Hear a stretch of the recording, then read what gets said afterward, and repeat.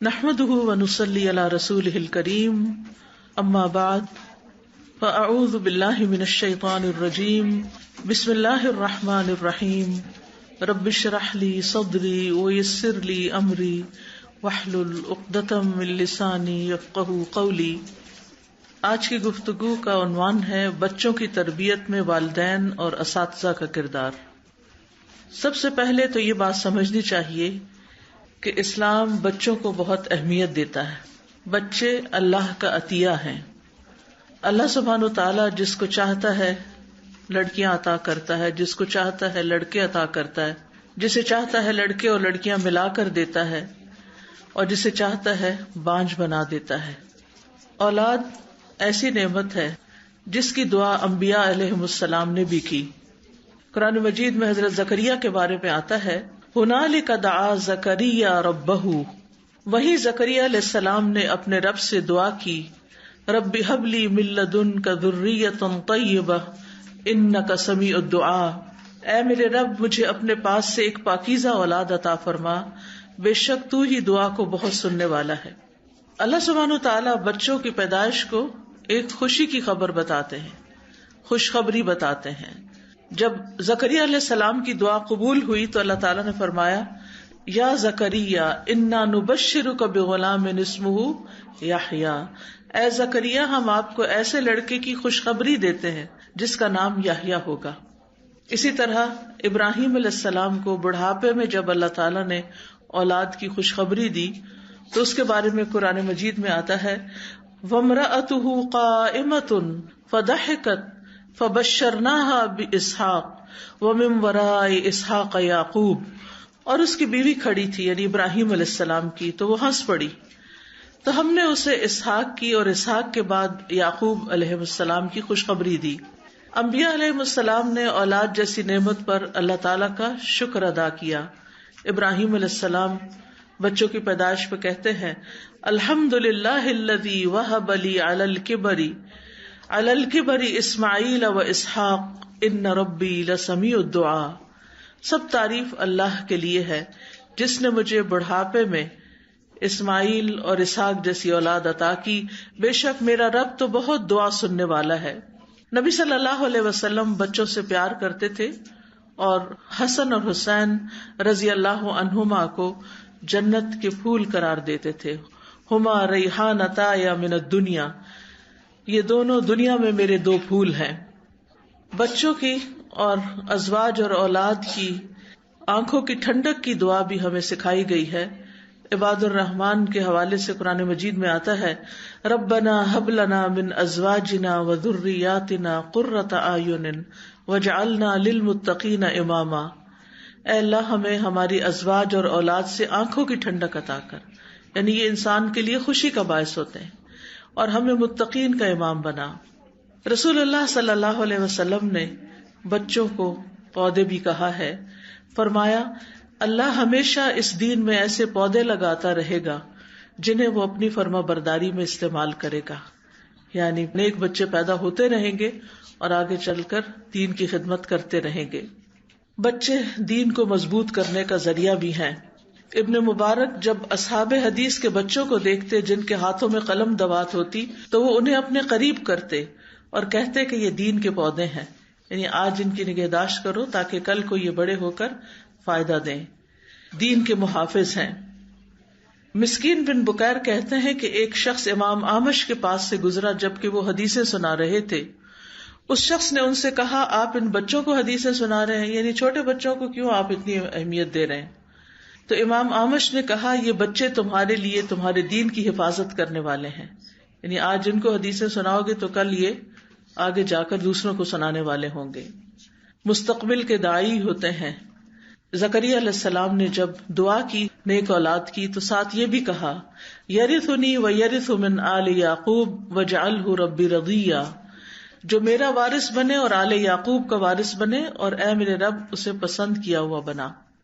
یعنی آل یعقوب کون ہے؟ بنی اسرائیل، یعنی ان کے اندر ان کی اصلاح کرنے والا ہو۔ پھر انسان کی بہترین کمائی بھی ہے۔ نبی صلی اللہ علیہ وسلم نے فرمایا، یقیناً تمہاری اولاد تمہاری بہترین کمائی ہے، پس تم اپنی اولاد کی کمائی میں سے کھاؤ۔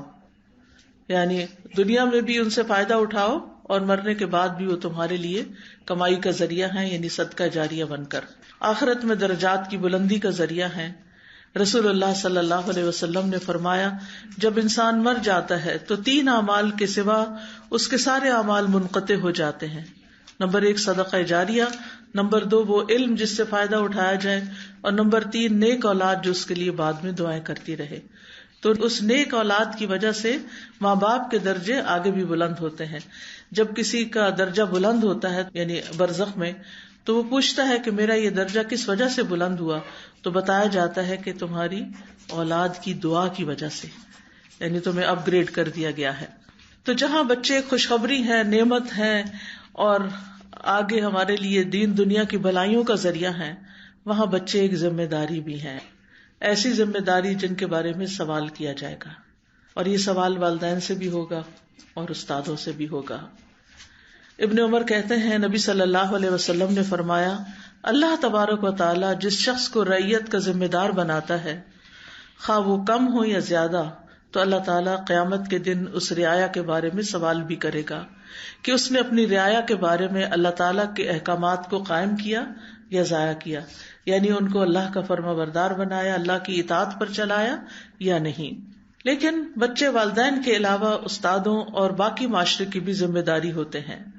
رسول اللہ صلی اللہ علیہ وسلم نے فرمایا، میں ہر مومن کے لیے اس کی اپنی ذات سے بھی زیادہ قریب ہوں، پس جو شخص قرض یا چھوٹی اولاد چھوڑ کر جائے تو ان کی پرورش میرے ذمہ ہے، یعنی حکومت وقت کی ذمہ داری بھی بنتی ہے کہ وہ بچوں کی صحیح تربیت اور تعلیم کا انتظام کرے۔ پھر اسی طرح اگر کوئی نسلوں کی حفاظت نہ کرے تو اس کی مذمت بھی کی گئی ہے۔ قرآن مجید میں آتا ہے، وَيُهْلِكَ الْحَرْثَ وَالنَّسْلَ وَاللَّهُ لَا يُحِبُّ الْفَسَادَ، یعنی جو نسل اور حرث کھیتی میں فساد کرے تو اللہ تعالیٰ ایسے مفسد کو پسند نہیں کرتا۔ بچوں کے حقوق ضائع کرنے والوں کے لیے وعید بھی ہے۔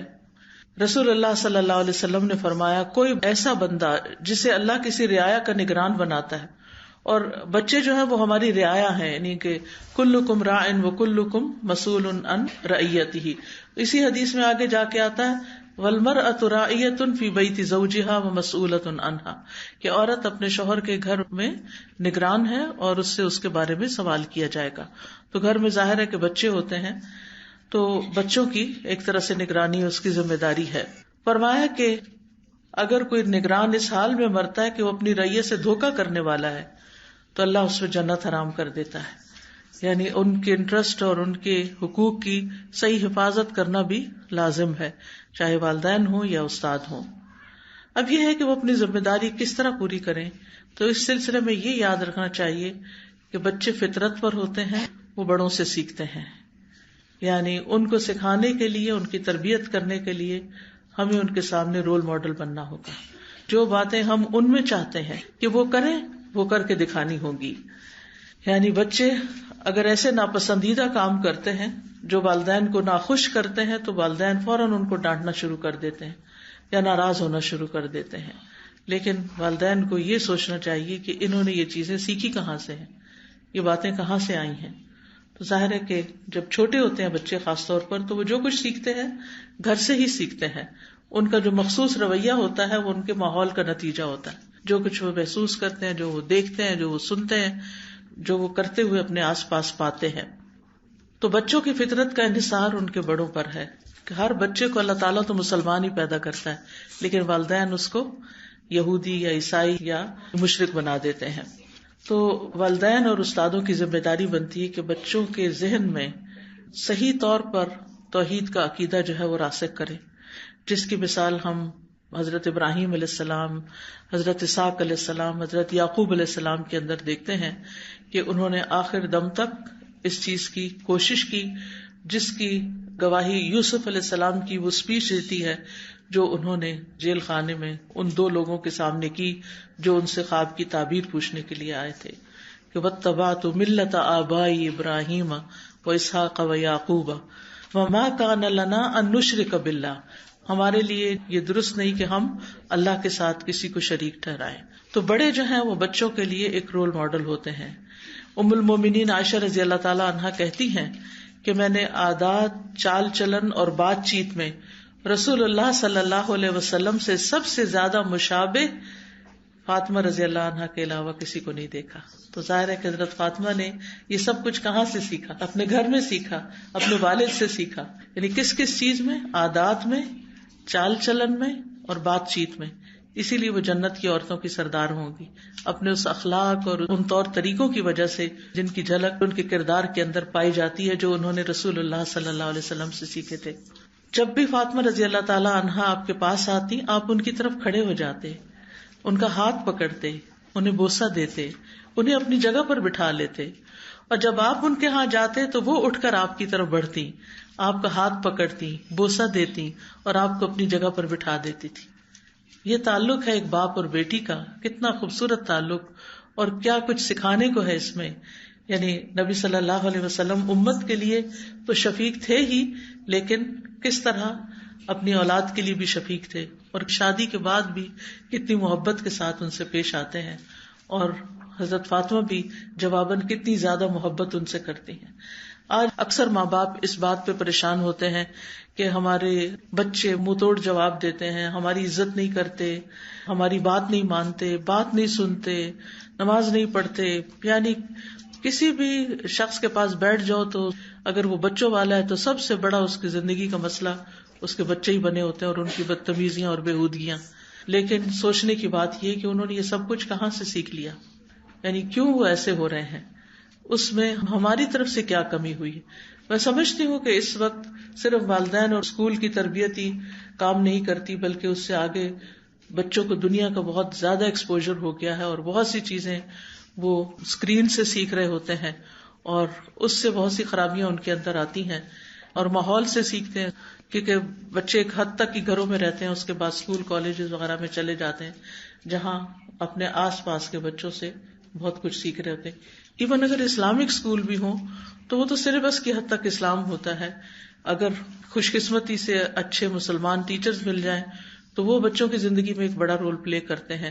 یا پھر اس کے بعد یہ ہے کہ ان کے آس پاس کے جو دوسرے بچے ہیں، لیکن عموماً دوسرے بچے بھی ایسے ہی گھروں سے آئے ہوئے ہوتے ہیں، اور ماں باپ بھی صرف اسکول کا فرض سمجھتے ہیں کہ وہی ان کو سب کچھ بنا دیں اور اپنی ذمہ داری بھول جاتے ہیں. جبکہ یہ ذمہ داری دو طرفہ ہے، والدین کی بھی ہے جن کے پاس وہ دن کے کئی گھنٹے گزارتے ہیں، اور اسکول کی بھی ہے جن کے پاس دن کا ایک بڑا حصہ گزارتے ہیں. تو بچے جو ہیں وہ بڑوں کے نقش قدم پر چلتے ہیں. حضرت انس کہتے ہیں کہ ایک آدمی نے رسول اللہ صلی اللہ علیہ وسلم کی دعوت کی تو میں بھی آپ کے ساتھ چل پڑا. آپ کے سامنے شوربہ رکھا گیا جس میں کدو پڑے ہوئے تھے. رسول اللہ صلی اللہ علیہ وسلم اس میں سے کدو کھانے لگے. آپ کو کدو بہت پسند تھا. انس کہتے ہیں کہ جب میں نے یہ دیکھا تو میں کدو آپ کے سامنے کرنے لگا. میں نے وہ خود نہ کھائے تاکہ آپ کھا لیں، آپ کو پسند ہے. فرماتے ہیں کہ اس کے بعد میں ہمیشہ کدو پسند کرنے لگا.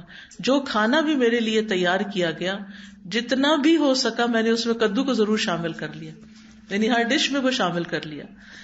تو اس سے آپ اندازہ لگائیں کہ صرف آپ کے ایک ایکشن کو دیکھ کر کہ کسی کی دعوت میں آپ کدو چن چن کے کھا رہے ہیں تو انہوں نے بھی زندگی بھر کے لیے اس کو اپنا لیا.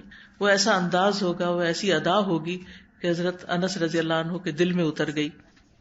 عبید بن جریج کہتے ہیں کہ انہوں نے عبداللہ بن عمر سے کہا، اے ابو عبد الرحمن، میں نے آپ کو 4 ایسے کام کرتے ہوئے دیکھا ہے جو آپ کے ساتھیوں کو کرتے ہوئے نہیں دیکھا. وہ کہنے لگے، اے ابن جریج وہ کیا ہے؟ ابن جریج نے کہا کہ میں نے طواف کے وقت دیکھا کہ آپ 2 یمانی رکنوں کے سوا کسی رکن کو ہاتھ نہیں لگاتے. دوسرا، میں نے آپ کو سبتی جوتے پہنے دیکھا. تیسرا، میں نے دیکھا آپ زرد رنگ استعمال کرتے ہیں. چوتھا، میں نے دیکھا کہ جب آپ مکہ میں تھے لوگ ذی الحج کا چاند دیکھ کر احرام باندھنے لگتے، آپ 8ویں تاریخ تک یوم تربیہ تک احرام نہیں باندھتے تھے. تو عبداللہ بن عمر نے جواب دیا کہ دوسرے ارکان کو تو میں اس لیے نہیں چھوتا کیونکہ میں نے رسول اللہ صلی اللہ علیہ وسلم کو یمانی رکنوں کے علاوہ کسی رکن کو چھوتے ہوئے نہیں دیکھا. سبتی جوتے میں اس لیے پہنتا ہوں کہ میں نے دیکھا کہ رسول اللہ صلی اللہ علیہ وسلم ایسے جوتے پہنے ہوئے تھے جن پر بال نہیں تھے، آپ انہی پر وضو کرتے تو میں بھی انہی کو پہننا پسند کرتا ہوں. زرد رنگ کی بات یہ ہے کہ میں نے رسول اللہ صلی اللہ علیہ وسلم کو زرد رنگ رنگتے ہوئے دیکھا، میں بھی اسی رنگ سے رنگنا پسند کرتا ہوں. اور احرام باندھنے کا معاملہ یہ ہے کہ میں نے رسول اللہ صلی اللہ علیہ وسلم کو اس وقت تک احرام باندھتے ہوئے نہیں دیکھا جب تک آپ کی اونٹی آپ کو لے کے چلنا پڑتی، یعنی 8ویں تاریخ کو. تو اب آپ دیکھیں کہ چاروں چیزوں میں وہ کیا بتاتے ہیں کہ میں کیوں کرتا ہوں، کیونکہ میں نے رسول اللہ صلی اللہ علیہ وسلم کو کرتے ہوئے دیکھا ہے. ٹھیک ہے آپ کا اتباع اور آپ کی سنت کو فالو کرنا دین کا ایک حصہ ہے، لیکن اس سے آپ اندازہ لگائیں کہ بہت سی چیزیں صحابہ نے صرف دیکھ کے سیکھی ہیں، آپ نے فرمایا نہیں. وہ صرف نوٹ کرتے تھے، دیکھتے رہتے تھے کہ کیا ہو رہا ہے، اور جو دیکھتے تھے وہی کرنے لگتے تھے. آج بچے کیوں نہیں کرتے؟ کیونکہ ہم بڑے نہیں کرتے. جب تک ہمارے اندر وہ اخلاق نہیں آئے گا، ہمارے اندر وہ ذمہ داری نہیں آئے گی، جب تک ہمارے اندر وہ سب کچھ نہیں آئے گا جو ہم بچوں میں لانا چاہتے ہیں، تو پھر بچے بھی وہ نہیں کریں گے. تو بچوں کی تربیت کے لیے سب سے پہلا نقطہ جو ہے یا سب سے پہلا اصول جو ہے وہ ہے عملی نمونہ بننا. عمل کر کے دکھائیں، جو کروانا ہے وہ کر کے دکھائیں. جس چیز کی آپ کی زندگی میں امپورٹنس ہوگی، جس چیز سے آپ محبت کرتے ہوں گے، جو آپ کی چاہت ہوگی، وہ خود بخود بچوں میں ٹرانسفر ہوتی جائے گی، الا ماشاء اللہ. تو والدین اور معلم سب سے پہلے خود دین پر کاربند ہوں. حضرت عائشہ کہتی ہیں جب سے میں نے ہوش سنبھالا میں نے یہی دیکھا کہ میرے والدین دین اسلام قبول کر چکے تھے، یعنی میں نے ان کو اسلام پر ہی پایا. بچوں کو اگر ہم نیک بنانا چاہتے ہیں تو خود نیک بنیں، اور جب والدین نیک ہوں گے تو اللہ سبحانہ وتعالیٰ ان کی اولاد میں خیر ڈال دے گا.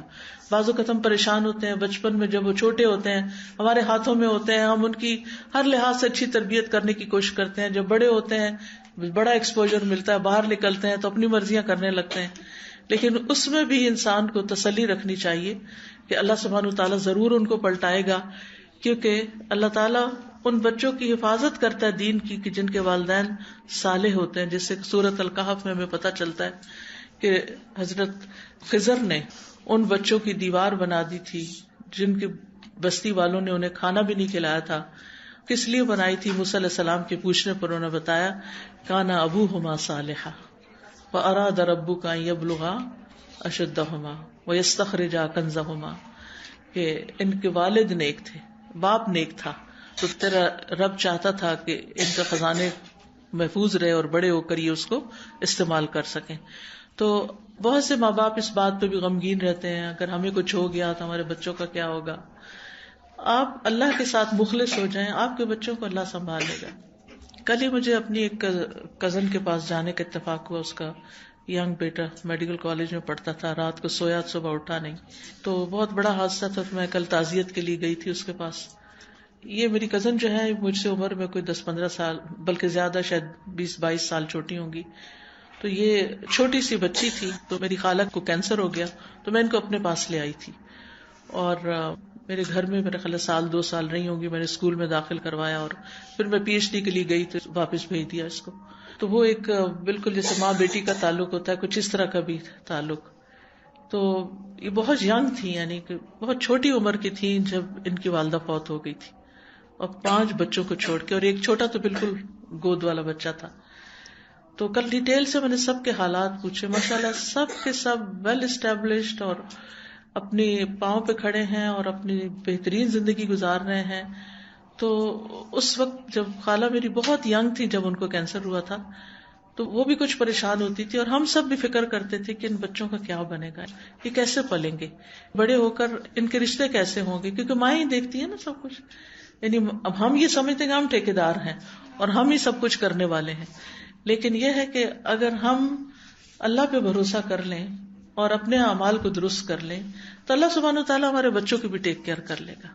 وہ ان کا والی و وارث ہے، ہم سے زیادہ وہ ان کا مالک ہے، ہم تو ٹیمپرریلی ان کو دیے گئے ہیں. تو یہ ایک حقیقت ہے، اور یہ سورۃ کہف کی آیت یہ بہت بڑا سبق ہمیں سکھاتی ہے. وَكَانَ أَبُوهُمَا صَالِحًا. تو عبداللہ بن مسعود جب رات میں نوافل ادا کرتے تو اپنے سامنے چھوٹے بچے کو سویا ہوا دیکھ کر کہتے تھے من اجلک یا بنیا، تیری خاطر ہے میرے بیٹے، یہ تیری خاطر میں یہ نوافل ادا کر رہا ہوں، یعنی تیرے روشن مستقبل کے لیے. اور روتے ہوئے اللہ سبحانہ تعالیٰ کے فرمان کو دہرایا کرتے تھے وَكَانَ أَبُوهُمَا صَالِحًا، کہ اللہ میں یعنی صالح بننے کی کوشش کر رہا ہوں تاکہ ان بچوں کی صحیح تربیت ہو سکے. پھر اسی طرح یہ ہے کہ قول و فعل میں تضاد نہ ہو، ہم ان کو کہیں کچھ اور خود کچھ اور کریں، تو یہ کنٹرڈکشن بھی ان کی تربیت میں خلل ڈالتی ہے. پھر اسی طرح یہ ہے کہ خود عمل کر کے دکھانا چاہیے، اور اگر ہم چاہتے ہیں کہ بچوں کا اخلاق اچھا ہو تو اپنے اخلاق کو سب سے پہلے بہتر بنانے کی ضرورت ہے. ابو عبداللہ الجدلی کہتے ہیں میں نے عائشہ رضی اللہ عنہا سے کہا کہ رسول اللہ صلی اللہ علیہ وسلم کا اپنے گھر والوں کے ساتھ کیسا اخلاق تھا. انہوں نے کہا وہ تمام لوگوں میں سب سے زیادہ اچھے اخلاق والے تھے. یہ ایک بیوی کی گواہی ہے جو خود بھی عمر میں بہت ینگ تھی. کوئی بےہودہ کام یا فحش گفتگو کرنے والے یا بازاروں میں شور مچانے والے نہیں تھے. وہ برائی کا بدلہ برائی سے نہیں دیتے تھے بلکہ معاف کر دیتے اور درگزر کر جاتے تھے. یہ تھا آپ صلی اللہ علیہ وسلم کا اخلاق جس کی گواہی گھر والوں نے دی. آج ذرا ہم اپنے گھر والوں سے پوچھیں کہ وہ ہمارے اخلاق کی کیا گواہی دیتے ہیں, وہ کیا کہتے ہیں کہ ہم کتنے با اخلاق ہیں. اور خصوصاً اپنے ہی بچے, وہ ہمیں کیا گریڈ دیں گے, کتنے مارکس دیں گے. پھر اسی طرح یہ ہے کہ انس بن مالک کہتے ہیں, یہ بھی تو بچے ہی تھے 10 سال کے جب ان کو نبی صلی اللہ علیہ وسلم کی خدمت میں لایا گیا. وہ کہتے ہیں کہ نبی صلی اللہ علیہ وسلم گالی گلوچ کرنے والے نہیں تھے, نہ ہی فحش گوئی کرنے والے, نہ کبھی لعنت کرنے والے. جب کبھی ہم میں سے کسی سے ناراض ہوتے تو صرف اتنا فرماتے کہ اس کو کیا ہو گیا ہے, اس کی پیشانی خاک آلود ہو. اور پیشانی خاک آلود ہونے کا مطلب یہ ہے کہ اور زیادہ نماز پڑھے, اللہ کی عبادت کرے, کہ ماتھا زمین پہ مٹی پہ تبھی لگتا ہے جب انسان سجدہ کرتا ہے. پھر آپ تندخو اور سخت مزاج نہیں تھے.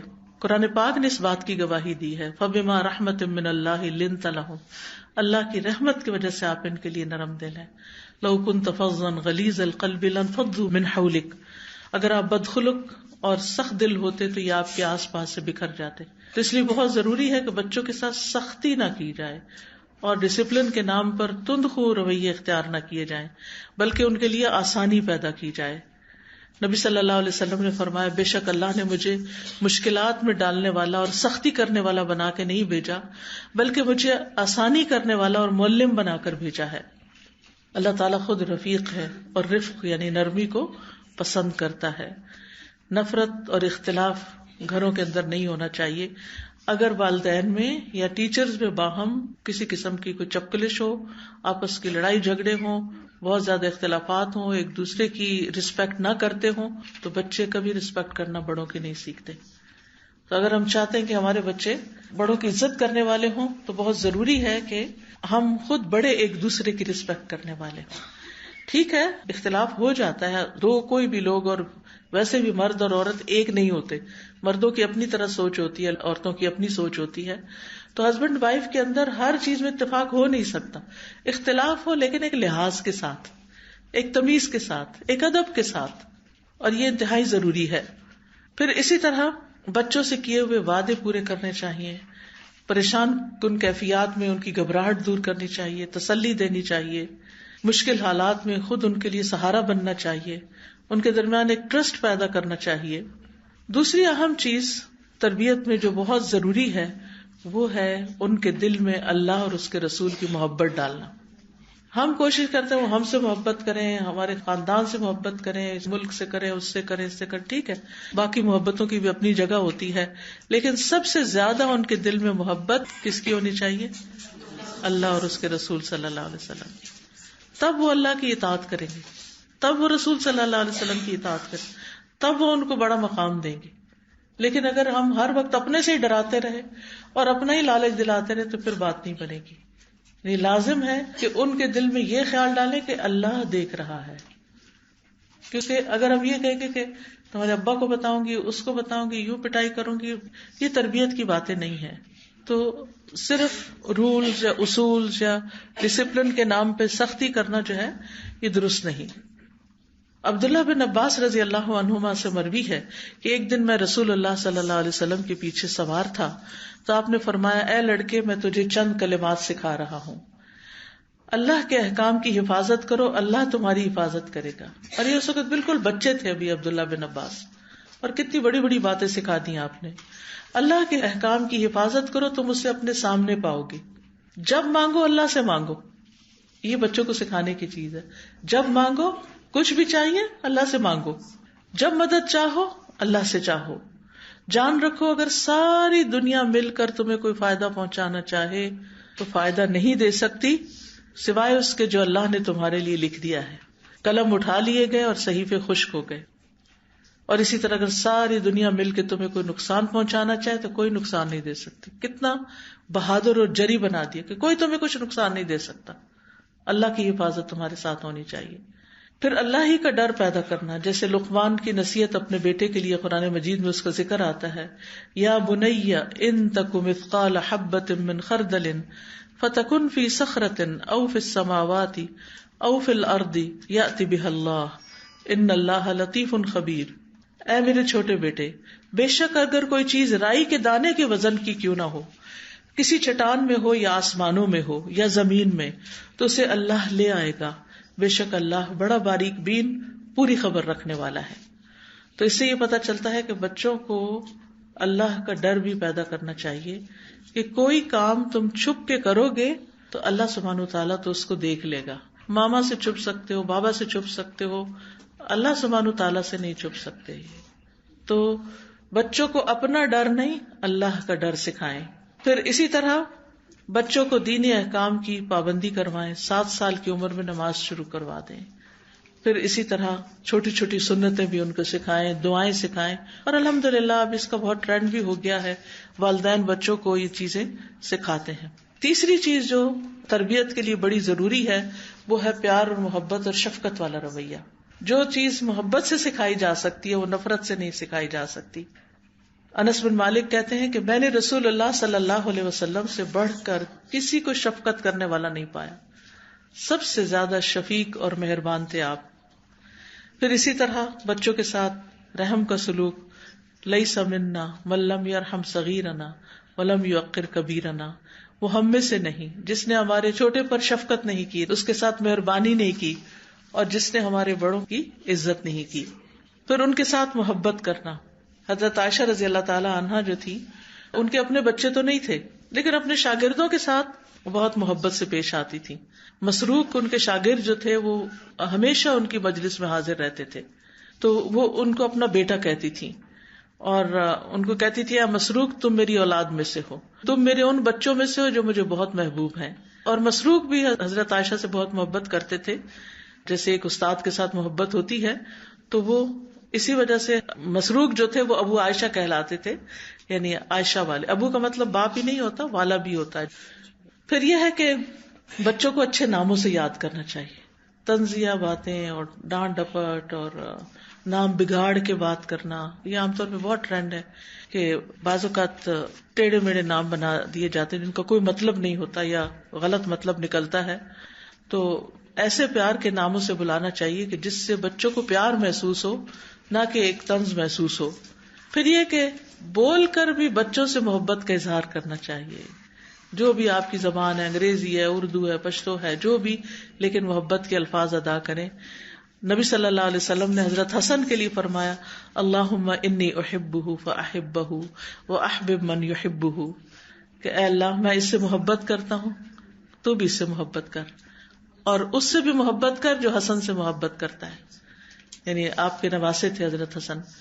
تو آپ دیکھیے کہ ہم نے کبھی اپنے بچوں کو ایسی دعا دی یا کبھی ان سے اظہار کیا کہ مجھے تم سے محبت ہے، بلکہ ہم تو کہتے ہیں اگر محبت کا اظہار کیا تو ان کا تو رو بھی نہیں رہے گا پھر ہمارا، اور تربیت ٹھیک نہیں ہوگی، بگڑ جائیں گے، اسپوائل ہو جائیں گے. بہت عام ہے یہ بات، بچوں کو اسپوائل نہیں کرنا چاہیے. محبت کرنے سے بچے اسپائل نہیں ہوتے، بچے اسپائل ہوتے ہیں ان کی ہر جائز ناجائز فرمائش پوری کر کے. وہ ہم بعض اوقات یہ ہے کہ بچوں کو ٹائم نہیں دیتے تو ان کو کھلونوں پہ کھلونے خرید کے دیتے رہتے ہیں، یا اور اسی طرح کی ان کی فرمائشیں پوری کرتے رہتے ہیں. تو یاد رکھیے کہ جو والدین بچوں کو پیار نہ کریں ان کی مذمت بھی کی گئی ہے. اقرا بن حابس التمیمی جو تھے، ان کے 10 بچے تھے. تو ایک دفعہ نبی صلی اللہ علیہ وسلم کے پاس حضرت حسن آئے، آپ نے ان کو پیار کیا تو کہنے لگے کہ میرے 10 بچے، میں نے تو کبھی کسی کو پیار نہیں کیا. تو آپ نے فرمایا جو رحم نہیں کرتا اس پر رحم نہیں کیا جاتا. پھر اسی طرح حضرت عائشہ کہتی ہیں کہ کچھ دیہاتی لوگ رسول اللہ صلی اللہ علیہ وسلم کی خدمت میں آئے اور کہنے لگے کہ کیا آپ اپنے بچوں کو چومتے ہیں؟ آپ نے فرمایا ہاں. تو وہ کہنے لگے اللہ کی قسم ہم تو اپنے بچوں کو نہیں چومتے. تو رسول اللہ صلی اللہ علیہ وسلم نے فرمایا میں کیا کروں اگر اللہ نے تمہارے اندر سے رحم اٹھا لیا ہے. پھر اسی طرح بچوں کو توجہ بھی دینی چاہیے. نبی صلی اللہ علیہ وسلم خطبے کے دوران بھی بعض اوقات خطبہ روک کر ان کو توجہ دیا کرتے تھے. بچوں کے ساتھ روب کی بجائے نرمی کا رویہ اختیار کرنا چاہیے، یعنی ان کے ساتھ کمیونیکیٹ کرنا چاہیے، بات کرنی چاہیے، آرام سے بیٹھ کے سمجھانا چاہیے. نہ کہ صرف ایک روب کے نام پر ہر وقت ان کو دھمکا کے رکھنا یا ان کے ساتھ ایسا معاملہ کرنا کہ وہ خوف زدہ ہی رہیں. پھر اسی طرح بچوں کی دلچسپی کی چیزوں میں دلچسپی لینی چاہیے. بعض اوقات ہم بڑے ہو جاتے ہیں نا تو پھر ہم بڑی بڑی باتیں کرنے کی عادی ہو جاتے ہیں اور بچوں سے ہمیں کوئی انٹرسٹ نہیں ہوتا. بچوں میں انٹرسٹ لینا چاہیے, ان کے کھلونوں میں انٹرسٹ لینا چاہیے, ان کے پیٹس میں انٹرسٹ لینا چاہیے, ان کی اگر کوئی خاص گیم ہے تو اس سے متعلق کچھ معلومات لے کے اس میں انٹرسٹ شو کرنا چاہیے تاکہ وہ کنفائڈ کریں اور ہمارے ساتھ اپنی باتیں شیئر کریں اور جو ان کے دل میں ہے وہ ہمیں بتائیں تاکہ ہم ان کی صحیح ڈائریکشن بھی انہیں دے سکیں. ہم دیکھتے ہیں کہ نبی صلی اللہ علیہ وسلم کی جب حضرت عائشہ سے شادی ہوئی تو عمر کی چھوٹی تھی تو وہ گڑیوں سے کھیلتی تھی, تو شادی کے بعد وہ گڑیا ساتھ لے آئیں اور وہ اپنے گھر میں کھیلا کرتی تھی. نبی صلی اللہ علیہ وسلم جب گھر میں آتے تو وہ اپنی سہیلیوں کے ساتھ کھیل رہی ہوتی تھی, سہیلیاں ادھر ادھر چھپ جاتی تھی تو آپ حضرت عائشہ کی سہیلیوں کو ایک ایک کو ڈھونڈ کے بھیجتے کہ وہ عائشہ رضی اللہ تعالیٰ عنہا کے ساتھ کھیلیں. یعنی کس طرح وہ آپ کے شوق کا خیال رکھا کرتے تھے. پھر اسی طرح بچوں کے ساتھ دل لگی کرنا. نبی صلی اللہ علیہ وسلم صحابہ کے ساتھ اسٹریٹ میں جا رہے تھے کہ آگے سے حضرت حسین نظر آئے تو آپ صلی اللہ علیہ وسلم نے اپنے ہاتھ پھیلا دیے اور ان کو پکڑنے لگے. جدھر جاتے آپ ان کو پکڑ کے ان کو پیار کر کے پھر آپ نے چھوڑ دیا اور اپنا راستہ لیا. یعنی یہ صرف توجہ دینے کی بات ہے, امپورٹنس کی. تو اس سے آپ دیکھیں کہ بچوں کا کانفیڈینس لیول کہاں جائے گا اگر آپ ان کی طرف توجہ کریں گے اور ان کو پیار کریں گے. پھر اسی طرح یہ ہے کہ بچوں کو بہلانا, اگر چوٹ لگ گئی ہے یا کسی بات پہ ناراض ہو گئے ہیں تو ان کو منا بھی لینا چاہیے. ہم بعض اوقات پھینک دیتے ہیں, اچھا خود ہی مان جائیں گے. نہیں, ان کا بھی دل چاہتا ہے کہ ان کے ساتھ کوئی لاڈ کرے اور ان کو کوئی امپورٹنس دے, ان کو کوئی پوچھے. حضرت عائشہ کہتی ہیں کہ ایک دن رسول اللہ صلی اللہ علیہ وسلم نے مجھے حکم دیا کہ میں اسامہ بن زید کا منہ دھو دوں جب وہ بچے ہی تھے. تو میں نے کہا میرے تو بچے نہیں اور میں نہیں جانتی بچوں کو کیسے دھوتے ہیں. وہ کہتی ہیں کہ میں نے انہیں پکڑا اور دھو دیا لیکن صحیح نہیں دھلا. تو نبی صلی اللہ علیہ وسلم نے ان کو پکڑا اور خود ان کا منہ دھویا اور کہا کہ ہمارے ساتھ اچھا ہوا کہ تم لڑکی نہیں ہو. یعنی اسامہ کو کہنے لگے اگر تم لڑکی ہوتے تو میں تمہیں زیور پہناتا, تمہیں تحفے دیتا. جس سے یہ پتہ چلتا ہے کہ لڑکیوں کو لڑکوں کے مقابلے میں بھی زیادہ پیار محبت کی ضرورت ہوتی ہے اور زیادہ شفقت کی ضرورت ہوتی ہے اور ان کی دلچسپی کی چیزیں زیور کپڑا ہوتی ہیں تو اس کا بھی خیال رکھنا چاہیے. پھر اسی طرح بچوں کے جذبات کا خیال, اگر کوئی پیٹ ہے, جیسے حضرت ابو عمیر جو تھے وہ ایک دفعہ غمگین دکھائی دے رہے تھے تو بتایا گیا کہ ان کی چڑیا مر گئی ہے جس کے ساتھ یہ کھیلتے تھے. تو آپ نے فرمایا ابو عمیر تمہاری نغیر کا کیا بنا. پھر اسی طرح مجلس میں اگر بچے بیٹھے ہوں تو بھی ان کا خیال رکھنا چاہیے. نبی صلی اللہ علیہ وسلم ایک مجلس میں تھے اور دائیں طرف سے آپ ہمیشہ کوئی چیز خود پی کر دیا کرتے تھے. تو اتفاق سے آپ کے دائیں طرف ایک چھوٹا بچہ تھا تو آپ نے اس سے پوچھا کیا تم مجھے اجازت دیتے ہو کہ میں بڑوں سے شروع کروں. تو انہوں نے کہا کہ میں اپنے حصے پہ کسی کو ترجیح نہیں دوں گا. تو بہرحال آپ نے وہ مشروب پھر پہلے بچے کو ہی دیا. پھر اسی طرح یہ ہے کہ بچوں کے درمیان عدل کرنا چاہیے کیونکہ اس سے بڑے کام خراب ہوتے ہیں. جب بچوں میں فیوریٹزم کرنے لگتے ہیں نا, کسی بچے کو زیادہ امپورٹینس دینا, اس کی تعریفیں کرنا, کہ ہر بچہ مختلف ہوتا ہے, کچھ کم گو ہوتے ہیں, کچھ بہت ہوشیار ہوتے ہیں, کچھ آگے بڑھ کے ہر چیز وصول کر لیتے ہیں لاڈ پیار کر کے, اور کچھ ناراض ہو کے چلے جاتے ہیں. تو یہ ماں کا فرض ہے کہ پھر ہر بچے کو ایکولی امپورٹینس دے. وہ یہ نہیں کہ کچھ بچوں کو زیادہ فیوریٹ بنا لے اور کچھ کو چھوڑ دے. اسی طرح کلاس میں بھی کچھ بچے ذہین ہوتے ہیں, کچھ بچے ذرا کمزور ہوتے ہیں, تو کمزور بچوں کو پیچھے نہیں چھوڑ دینا چاہیے, ان کو بھی آگے بڑھانا چاہیے. پھر ان کا آپس میں کمپیریزن نہیں کرنا چاہیے کہ وہ کر سکتا تم کیوں نہیں کر سکتے وغیرہ وغیرہ. پھر اسی طرح ہر بات میں نہیں ٹوکنا چاہیے, صرف اہم چیزوں میں, کیونکہ جب چھوٹی چھوٹی باتوں میں ہم ان کو ٹوکنا شروع کر دیتے ہیں تو جو اہم چیز ہوتی ہے وہ ان کے اوپر سے پھر گزر جاتی ہے. پھر اسی طرح ہے کہ چھوٹی چھوٹی چیزوں میں ڈانٹ ڈپٹ سے کام نہیں لینا چاہیے, کیونکہ جن پر سے قلم اٹھا لیا گیا ہے, یعنی خاص طور پہ بہت چھوٹے بچے, تو ان کو ہم کیوں ہر بات پہ مواخذہ کریں. یعنی بچہ جب تک بالغ نہیں ہوتا تو اس کا حساب نہیں, تو ہمیں بھی ان سے ہر بات کا حساب لینے نہیں بیٹھ جانا چاہیے. پھر اسی طرح یہ کہ کبھی اگر ڈسپلن کرنا پڑے تو چہرے پر نہیں مارنا چاہیے, تعلیم دیتے ہوئے بھی مارنا نہیں چاہیے. اور پھر اسی طرح سختی کے ساتھ پیش آنا یا ڈنڈے سے مارنا یا اور اس طرح کی فزیکل پنشمنٹ دینا یہ درست نہیں ہے. اور بچوں کے ساتھ ظلم و زیادتی کا بھی حساب دینا ہوگا. یہ نہیں کہ اللہ نے ان کو ہمارے ہاتھ میں دے دیا, وہ ہم سے تعلیم حاصل کر رہے ہیں یا ہمارے اپنے بچے ہیں تو ہم جو چاہے سلوک کریں. نہیں, ان کے بارے میں بھی پوچھو گی. چوتھی چیز ہے بچوں کی کردار سازی، ان کو اخلاق سکھانا، کیونکہ لاڈ پیار میں ایسا نہ ہو کہ وہ بد اخلاق ہو جائیں. تو بچوں کو عمدہ اخلاق بھی سکھانا چاہیے، بیٹے ہوں بیٹیاں ہوں، کیونکہ بعض اوقات بچے بدتمیزی کرتے تو ماں باپ ہنسنا شروع کر دیتے ہیں، اس سے ان کو اور شے ملتی ہے اور گڑبڑ کرتے ہیں. تو اس سے بچنا بڑا ضروری ہے. اچھے اخلاق کی تعلیم دینی چاہیے. اور اس سلسلے میں سورۃ لقمان کی جو آیات ہیں وہ بہت زبردست ہیں کہ کس طرح لقمان علیہ السلام نے اپنے بچے کو نصیحت کی تھی، یا بنی اقم الصلاۃ وامر بالمعروف وانہا عن المنکر واصبر علی ما اصابک. یہ بچے کو سکھایا جا رہا ہے، واصبر علی ما اصابک، اے میرے چھوٹے بچے نماز قائم کرو، نیکی کا حکم دو، برائی سے منع کرو، اور اس مصیبت پر صبر کرو جو تمہیں پہنچے. یقیناً یہ ہمت کے کاموں میں سے ہے. لوگوں کے لیے اپنا رخسار نہ پھلاؤ، منہ بنا کے بات نہ کرو. کتنی چھوٹی سی بات کا بھی نوٹس لیا گیا کہ موڈ آف کر کے لوگوں سے بات نہیں کرو، زمین میں اکڑ کے نہ چلو. اللہ کسی اکڑنے والے فخر کرنے والے سے محبت نہیں کرتا. اپنی چال میں درمیانہ روی اختیار کرو، اپنی آواز پست رکھو، والیوم لو رکھو. یہ قرآن کا حکم ہے، لقمان علیہ السلام کی زبانی بات سکھائی گئی ہے. بے شک سب آوازوں سے بری آواز یقیناً گدھوں کی آواز ہوتی ہے. تو یہ تربیت ہے، یہ کردار ہے جو قرآن نے سکھایا اور جس کی طرف توجہ دینے کی ضرورت ہے. والدین اپنے بچوں کو کھانے پینے، لباس، سونے جاگنے، گھر میں آنے جانے اور زندگی کے معاملات کے آداب بھی سکھائیں. کھانے کے آداب سکھائیں، پھر اسی طرح اجازت لینے کے آداب، گفتگو کے آداب، رازوں کی حفاظت کرنے کے آداب، پھر جائز کام کی اجازت دینے کے ساتھ نصیحت بھی کریں. یعنی اگر آپ ان کو کسی کام کے کھیلنے کی یا کہیں جانے کی یا کچھ کرنے کی آپ ان کو اجازت دے رہے ہیں تو پھر اس کے ساتھ ان کو یہ بھی بتائیں کہ وہ وہاں جا کر کس طرح بہیو کریں. یہ ریمائنڈر دینا ہوتا ہے. بچے بڑی جلدی بات بھول جاتے ہیں اور ہم اس پہ پریشان ہوتے ہیں، 10 دفعہ بتا چکی ہوں ابھی بھی تمہیں سمجھ نہیں آئی. وہ معصوم شکل دیکھ رہے ہوتے ہیں کہ کون سی بات ہے 10 دفعہ کہی گئی، کیونکہ انہیں بھول چکا ہوتا ہے 10 دفعہ کا بھی. تو ہر دفعہ انہیں نئے سرے سے بتانے کی ضرورت ہوتی ہے کہ کیا کریں کیا نہیں. ابو حیان تیمی اپنے والد سے روایت کرتے ہیں، وہ کہتے ہیں کہ میں نے ربیع ابن خیثم کی بیٹی کو دیکھا، وہ ان کے پاس آئی، کہنے لگی ابا جان میں کھیلنے چلی جاؤں. انہوں نے کہا میری چھوٹی بیٹی جاؤ اور اچھی بات کہنا، یعنی کھیلنے جا رہے ہو لیکن بات اچھی طرح کرنا.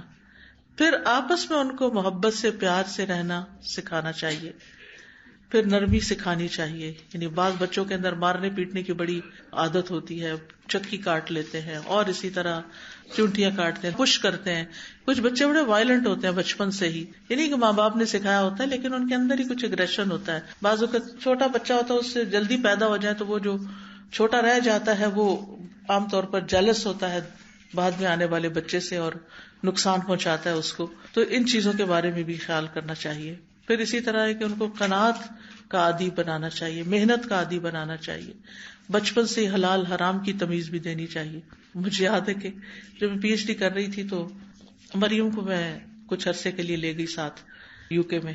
تو وہاں پر ظاہر ہے کہ جب بھی کہیں باہر گروسری کرنے جاتی ہے کچھ تو ہر چیز دیکھ کے کہ حلال ہے یا نہیں. تو ایک دن ایپل اٹھا کے کہتی ہے کہ ماما یہ حلال ہے. تو مجھے یہ بات کبھی بھی نہیں بھولتی کہ بچے بھی کانشیس ہو جاتے ہیں اور ہر چیز میں پوچھنا شروع کر دیتے ہیں کہ کیا حلال ہے اور کیا حرام ہے. پھر اسی طرح یہ کہ ادب سکھانے کے لیے کبھی کبھی مارنے میں بھی کوئی حرج نہیں، لیکن ایسی مارنا ہو کہ وہ اس کے لیے نقصان دہ ہو یا اس کے اندر ضد پیدا ہو جائے یا وہ ڈھیٹ ہو جائے. نبی صلی اللہ علیہ وسلم اپنے گھر والوں کے بارے میں یا بچوں کے معاملے میں جب انہیں پتہ چلتا کہ کسی نے غلط بیانی کی ہے تو آپ اس سے اعراض برتتے تھے، یعنی ناراضگی کا اظہار کرتے تھے. پانچویں چیز یہ ہے کہ بچوں کو کارآمد بنائیں، کام کا بنائیں، نکما نہ بنائیں. ان کو قوت فیصلہ سکھائیں، انہیں خود ڈیسیژن لینے دیں. ہر چیز میں آپ ان کا ڈیسیژن نہ لیں، ان کے اوپر بھی چھوڑیں کہ وہ کیا کہتے ہیں. اور تعریف بھی کریں لیکن سچی تعریف، جھوٹی تعریفیں نہ کریں. کیونکہ بعض اوقات چھوٹا سا بچہ کام کرتا ہے اتنی وہ بالغ آرائی شروع کر دیتے ہیں کہ وہ اس سے آگے کی سوچ بھی نہیں سکتا. تو اس سے بھی پرہیز کرنا چاہیے. مجھے اچھی طرح یاد ہے کہ میں شاید کلاس 6 تھی یا 7 تھی تو میں نے کلاس میں ٹاپ کیا. تو گھر آ کے میں نے بتایا میرا یہ ریزلٹ آیا ہے. میرے والد نے شاید وہ میرا ریزلٹ کارڈ لیا تو کہا اس میں اس سبجیکٹ میں اتنے نمبر کیوں نہیں، یا کوئی اس طرح کی بات کی. تو میں نے کہا کہ میں اتنی پھولی ہوئی آئی تھی اور انہوں نے ساری غبارے میں سے ہوا نکال دی کہ یہ تو کوئی بڑی بات ہے. جب میرے پی ایچ ڈی کا ریزلٹ جس دن آیا تو میں نے سب سے پہلے اپنے والد کو فون کیا. تو کہنے لگے کہ تمہارے حج کی جو خوشی ہوئی ہے وہ اتنی پی ایچ ڈی کی نہیں ہوئی. تو میرے نزدیک حج کرنا تو چند دن کی بات تھی، لیکن پی ایچ ڈی میں 4 سال لگے تھے. لیکن انہوں نے اس وقت ایک پرائرٹی سیٹ کر دی کہ جو اللہ کی اطاعت میں کام ہوتا ہے، عبادت والا کام، وہ زیادہ اچھا ہے.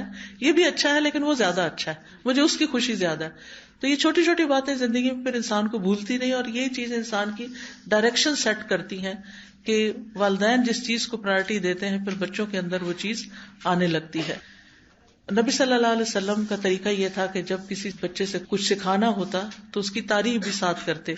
آپ نے عبداللہ بن عمر سے کہا بڑا ہی اچھا آدمی ہے، کاش رات میں نماز بھی پڑھتا. بس اتنی بات کی تو اس کے بعد وہ ہمیشہ رات کو نماز پڑھا کرتے تھے.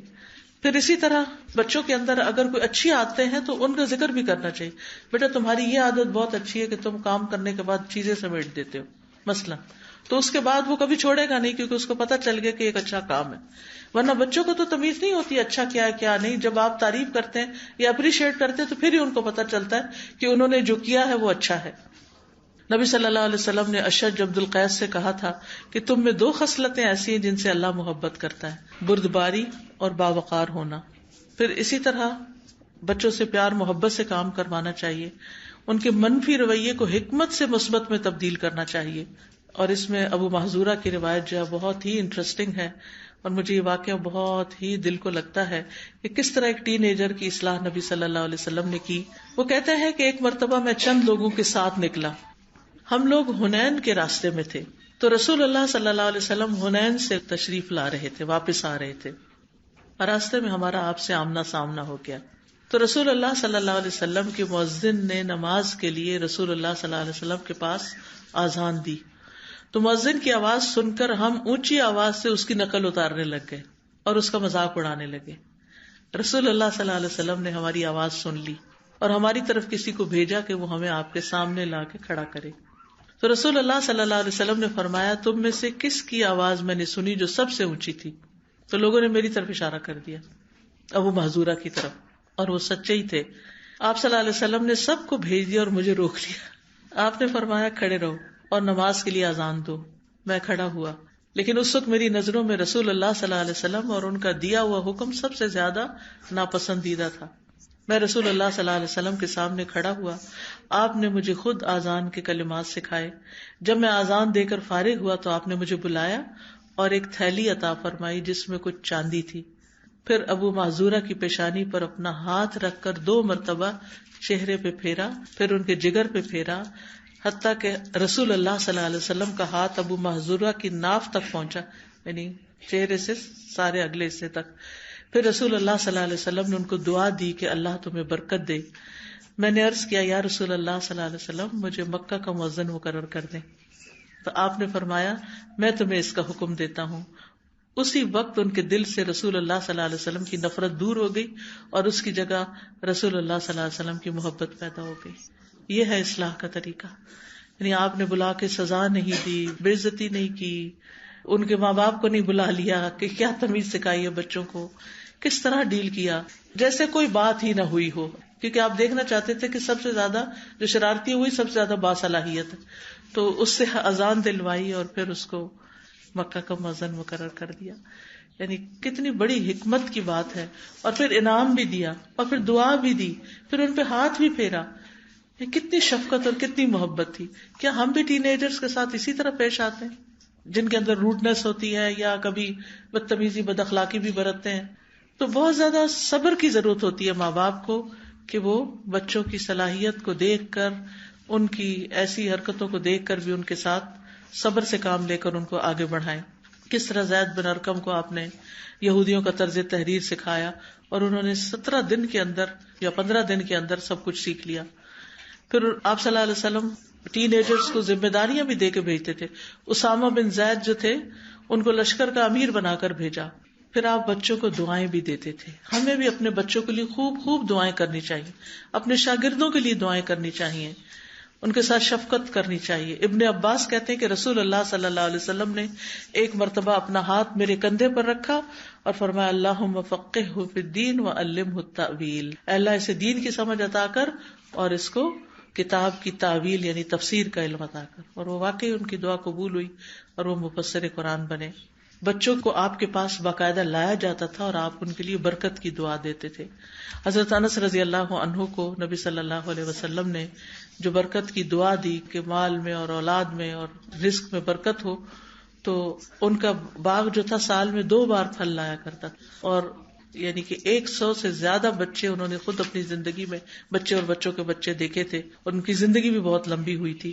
تو یہ رسول اللہ صلی اللہ علیہ وسلم کی دعا کا نتیجہ تھا. تو کوشش، صبر اور دعا یہ ہتھیار ہیں بچوں کی تربیت کے، چاہے استاد ہوں یا والدین ہوں.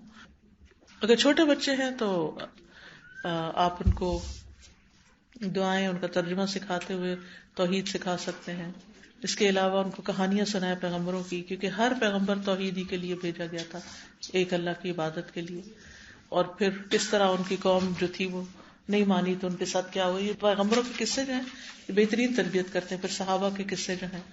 یاد رکھیے جب تک ماں باپ اپنا رول نہیں پلے کریں گے بچوں کی تربیت نہیں ہو سکتی. یعنی استاد بھی کرے گا لیکن سب سے اہم ذمہ داری خود ماں باپ ہی کی ہوتی ہے. میں نے ایک دفعہ آپ کا لیکچر سنا تھا، اس میں آپ نے ایک چیز اور بھی ایڈ کی تھی کہ بچے کہتے ہیں کہ اب انسٹاگرام، فیس بک، تو you should be more than smart. اتنی مصروفیت کے باوجود میں ہر اس چیز پہ گئی جس پہ میرا بیٹا گیا، کہ وہ اس نے فیس بک بنائی میں نے بھی بنا لی، کیونکہ میں نے اس کو دیکھنا تھا یہ کر کیا رہا ہے. وہ انسٹاگرام پہ گیا، میں نے انسٹاگرام بنا لی، میں نے اسی سے بنایا، میں نے کہا مجھے بنا کے دو، اور پھر سیکھا بھی. بلکہ اسکول کے بچوں نے انسٹاگرام پہ کچھ کیا تو میں نے ان کو فالو شروع کر دیا. اگلے دن میں نے دیکھا کہ انہوں نے میرے نام پہ سرکل لگا کے اس کو پوسٹ کیا ہوا، کیونکہ بچوں کے اندر ٹیلنٹ بھی بہت ہوتا ہے اور ان کو خوشی بھی ہوتی ہے کہ یعنی ماں باپ جو ہیں وہ ہماری سرگرمیوں سے واقف ہیں.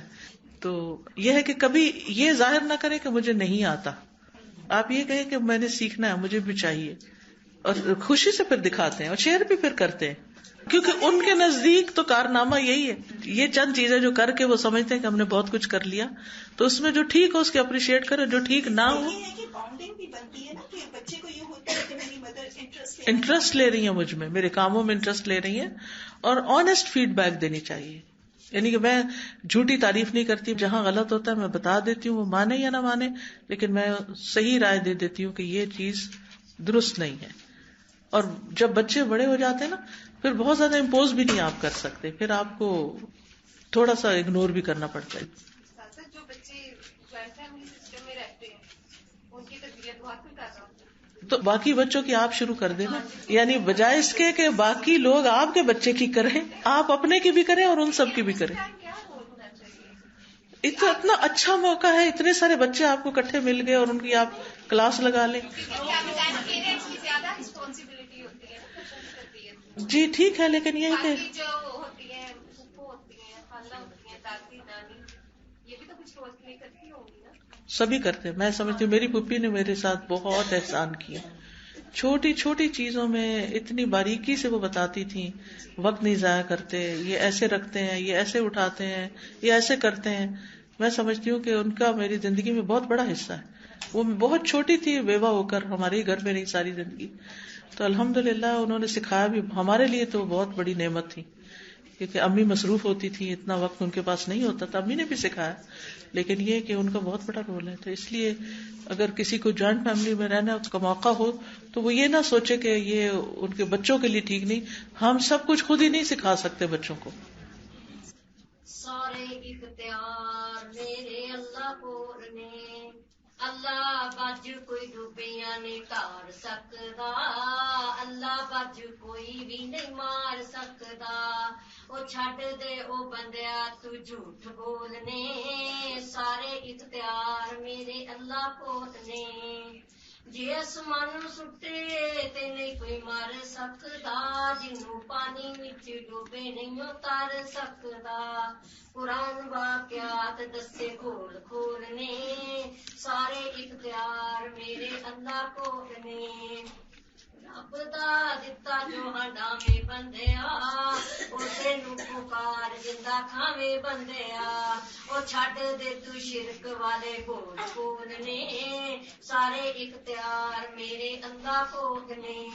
پڑھ لے تو رب دا قرآن بندیا جندے وچ لبدا شان رب دا او پتہ نہیں کدوں تو او راہ کھولنے سارے اختیار میرے اللہ بولنے چڑی تے مور بھی شنگارے رب نے موراں تے رنگ کیویں چاڑے رب نے کوئل نے سنائے میٹھے میٹھے بولنے سارے اختیار میرے اللہ بولنے جدوں کسے کم دا ارادہ کردا کم اس ویلے نہیں دیر کردا اپن پایا کون دتے راز کھولنے سارے اختیار میرے اللہ کھولنے کیویں تاریاں دے اللہ نے نگینے جڑے نے او ویکھتے سی کیویں آسمان کھڑے نے او تھما تھما نہ کوئی تھلے دتے بولنے سارے اختیار میرے اللہ کھولنے اور بھی کافی شعر. جزاک اللہ خیر. بہت اچھا. یہ آپ نے سوال کیا تھا نا بچوں کو توحید کیسے سکھائیں, اس طرح کی نظمیں سنا کے. میرا کوشچن ہے جی کہ جس طرح اب آج کے بچے جو ہے وہ دنیا کی جو بہت زیادہ ایکٹیویٹی ہے ان سے اٹریکٹ بہت زیادہ ہوتے ہیں, تو دین ان کو ریسٹرکشن لگتا ہے, تو اس میں بیلنس کیسے کریں, بچوں کو کیسے دین کی طرف اور اس کے احکامات کی طرف راغب رکھیں؟ دین کو پیش خوبصورت طریقے سے کریں جس سے وہ ان کو ریسٹرکشن نہ لگے بلکہ ان کو ایک گائیڈنس لگے, ان کو ایک رحمت لگے. یہ اب آپ لوگوں کو سیکھنا پڑے گا کہ کیسے کس موقع پر اور کیا چیز ان کو دیں, کیونکہ ہم جب دنیا کی کوئی چیز ان سے کروانا چاہتے ہیں تو آسانیاں پیدا کرتے ہیں, اور جب دین کی کروانا چاہتے ہیں تو روب سے ڈانٹ ڈپٹ کے یا مشکل سے یا جلدی میں. اب جیسے مثال کے طور پر صبح اٹھانا ہی ہوتا ہے نا نماز کے لیے, تو ہم کیسے اٹھاتے ہیں؟ ڈانٹ کے, جلدی سے اٹھ جاؤ, جلدی سے ناشتہ کرو, جلدی سے کپڑے بدلو, جلدی اسکول جاؤ, جلدی سے ہوم ورک کر لو. تو اب یہ ہے کہ اس طرح کے پھر رویے ان کو پٹ آف کر دیتے ہیں. تو جب دین کی بات بھی کریں تو ان کو اتنا شوق دلائیں. مجھے یاد ہے کسی نے بتایا تھا کہ میں نے اپنے بچے کو جب جنت کی ساری باتیں سنائی کہ اگر اچھے کام کریں گے تو جنت میں جائیں گے, جنت ایسی ایسی, تو اس نے کہا کہ چلیں جنت میں چلتے ہیں. تو اس نے کہا اس کے لیے مرنا پڑے گا, تو ہم کب مریں گے؟ تو یہ ہے کہ اب مرنے والی بات کا بھی بچے کو شوق لگ گیا کہ جنت میں جانے کے لیے. تو بات یہ ہے کہ ڈیپینڈ کرتا ہے نا کہ ہم کس طرح, تو اس آرٹ کو بھی سیکھیں کہ دین پیش کیسے کرنا ہے. ٹھیک ہے انشاءاللہ. بس یہ کہ ماں جو ہے وہ ہماری یہ ذمہ داری بھی ہوتی ہے کہ گھر کے اندر جتنے رشتے ہیں ان کے اندر توازن پیدا کریں. جی ہاں. تو کئی دفعہ اس طرح سے ہوتا ہے کہ ہم لوگ 2 جنریشن سے ڈیل کر رہے ہوتے ہیں, ایک طرف نانا نانی دادا دادی ہوتا ہے, ایک طرف بچے. اس جو ہے وہ جنریشن گیپ کو جو ہے نا وہ 3 جنریشن کا گیپ آ جاتا ہے. اس کو فل کرنا جو بحثیت ماں کئی دفعہ بہت مشکل ہوتا ہے, کیونکہ کئی دفعہ والدین بھی اس عمر کے حصے ہوتے ہیں کہ ان کے رویے بھی بچوں جیسے بن جاتے ہیں. تو جو ٹین ایجرز ہوتے ہیں ان کو لگ رہا ہوتا ہے کہ یہ کسی جگہ کے اوپر زیادتی کر رہے ہیں, لیکن وہاں پہ ہمارے دل میں یہ بات ہوتی ہے کہ ہم نے ماں باپ کے لیے فرما بردار رہنا ہے, ہمارے پھر ایسا رویہ ہونا چاہیے, کوئی ایسی بات ہونی چاہیے کہ ان کے دل کو بری لگے. لیکن اس درمیان میں کئی دفعہ جنرلی انالیسس کریں تو ان کی کوئی ایسی بات ہوتی ہے جو بچوں کو ہرٹ کرنے یا بری لگے. اس سلسلے میں بچوں کو سمجھا دینا چاہیے کہ یہ بڑے ہیں, بزرگ ہو گئے ہیں, ان کی باتوں کو مائنڈ نہیں کرتے, بس سن لیا کرو. ہمیں تو یہی سکھایا گیا تھا, اور نانی اکثر ہمارے گھر ہی رہتی تھی تو ہم سب صرف ہنستے تھے. جب وہ کوئی ڈانٹ ڈپٹ کرتی تو ہم ہنسنا شروع کر دیتے تھے. تو یہ ہے کہ اگر طریقہ سکھایا جائے نا, بچوں کو بھی طریقہ سکھایا جائے کہ ان باتوں کو بہت سیریس نہ لو اور ہرٹ نہیں ہو. اور ویسے بھی جنرلی بچوں کو سکھایا جائے کہ ہر بات پہ ہرٹ نہیں ہوتے, یعنی اس چیز کو بھی کم کرنے کی ضرورت ہے. انہوں نے زندگی میں بہت کچھ آگے جا کے دیکھنا ہے. جب وہ بہت پروٹیکٹیو پالتے ہیں نا بچوں کو, ہائی میرے بچے کو یہ کچھ نہ کہہ دے, اس نے کیوں کہہ دیا, اور جاہل ماں کی طرح گلی میں لڑنا شروع کر دیتی ہیں کہ میرے بچے کو تم نے کیوں کچھ کہا. تو یہ طریقہ ٹھیک نہیں ہوتا. بچے اگر کسی کی شکایت بھی لے کر آئے تو ان کو بتانا چاہیے کہ بی اسٹرانگ. یہ کیا بات ہے, تو کوئی بات ہی نہیں, پھر کیا ہوا. کیونکہ جب ہم انہیں کہتے ہیں نا اچھا میں خبر لیتی ہوں جس نے تمہیں کچھ کہا, تو پھر وہ بچے بھی سمجھتے ہیں کہ شاید ہماری ہر بات ہی درست ہے. تو ان کو سہنا سکھائیں, باتیں سہنا, مار سہنا, اعتراض سہنا, تنقید سہنا. جب وہ اسٹرانگ ہوں گے تو بڑے بڑے کام کریں گے, اور اگر اسٹرانگ نہیں ہے نا اور چھوٹی چھوٹی چیز پر ہی رونے دھونے بیٹھ گئے تو وہ بہت کچھ زندگی میں بڑا رول نہیں پلے کر سکتے. ایک چیز اور بتا دیں, چھوٹے بچوں کو جو ہم ڈرائنگس وغیرہ دیتے ہیں, ڈی فار ڈاگ ہے جیسے, تو یہ نہیں ہونا چاہیے. پکچر کیوں ڈاگ بھی تو اللہ نے بنایا ہے. ہاں ہاتھ سے ڈرا نہیں کرے, لیکن یہ کہ وہ جو ہوئے ہوتے ہیں اور ان کے اندر کلرنگ کرنا ہاں کر لے. اب یہ تو ایک سسٹم ہے نا بنا ہوا. ادارے ارکن میں تھی تو وہاں پہ بچوں کی چھوٹے بچوں کی وہ ڈرائنگ کر کے ہم دیتے تو وہ ہم تو کورل ڈرا پہ ڈرا کرتے تھے اس کو, تو وہ ڈرائنگ خود نہیں کرنا چاہیے ڈرا. جو بنی بنائی چیزیں وہ خود ڈرا نہیں کریں. اور ویسے بھی یہ کہ ڈرا کر کے کتا سے کھانا وہ تو گلی گلی پھر رہے ہیں, ان کو نیچرل طریقے سے بھی سکھائیں. نہیں ایک مثال ہے جی, آپ کی بات درست ہے. یعنی مجھے مونٹیسوری کا یہ طریقہ بڑا اچھا لگتا ہے کہ ٹیچرز گھر سے آج بھنڈیاں اٹھا لائیں, آج کوئی چنے اٹھا لائے, کوئی. مجھے یاد ہے میری بیٹی جب میرے ساتھ یوکے میں تھی تو اسکول میں کیا کرتے تھے کہ ایک شیٹ دے دیتے تھے, یہاں چاول چمٹائے ہوئے ہیں یا دال چمٹائی, اور ہر چیز کا نیچے نام لکھا ہوا ہے. تو نیچرل چیزوں سے جو سکھانا ہوتا بجائے اس کے کہ دال ڈرا کر کے کہیں اس میں رنگ بھرو. تو اس طرح نئے چیزیں ایجاد کرنی چاہیے. جن چیزوں سے شریعت نے روکا ہے ان سے رکنا ہی اسی میں خیر ہے. ٹھیک ہے. میرا نا بیٹا ہے تو میں اس کو کہتی کہ یہ نا آپ دیکھا نہ کرو یہ فلمیں وغیرہ, وہ یہ دیکھتا ہے. میں اس کو کسی بات دین کی طرف لاتی ہوں, نماز کی طرف لاتی ہوں تو وہ میری بات نہیں مانتا. میرا کہنا نماز سے پہلے نا ایمان کی طرف لائیں, دین کی محبت اس کے اندر ڈالیں, کیونکہ ہم نماز سے شروع کرتے ہیں تو ان کو سمجھ نہیں آتی نماز کیوں پڑھے. ٹھیک ہے نا, تو اللہ کی محبت پہلے ڈالیں پھر وہ اللہ کے آگے جھکیں. جزاکم اللہ خیرا. سبحانک اللہم و بحمدک, اشہد ان لا الہ الا انت, استغفرک و اتوب الیک. السلام علیکم و رحمۃ اللہ وبرکاتہ.